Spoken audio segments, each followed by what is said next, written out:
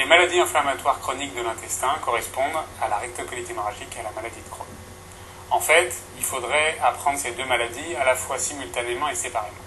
Il faut les apprendre simultanément, d'une part parce qu'elles partagent énormément d'éléments au niveau physiopathologique, au niveau diagnostique,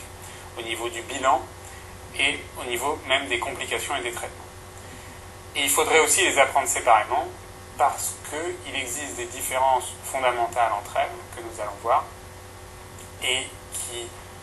expliquent les différences de prise en charge diagnostique et de prise en charge thérapeutique, et qui, pour vous, représentent aussi des éléments qui favorisent la mémorisation de l'une ou l'autre des maladies. Dans tous les cas, ce sont des maladies donc, inflammatoires chroniques qui touchent le tube digestif, qui partagent à peu près le même terrain, c'est-à-dire des jeunes qui ont entre 15 et 35 ans au moment du diagnostic, qui partagent une part de physiopathologie, puisqu'elles sont multifactorielles, qu'elles sont d'origine dysimmunitaire, mais qu'elles sont aussi liées à des facteurs environnementaux et qu'elles impliquent enfin souvent un déséquilibre du microbiote intestinal. Et puis ensuite, elles partagent aussi la prise en charge diagnostique, puisque les examens endoscopiques sont des examens très importants dans le cadre de leur diagnostic et de leur suivi,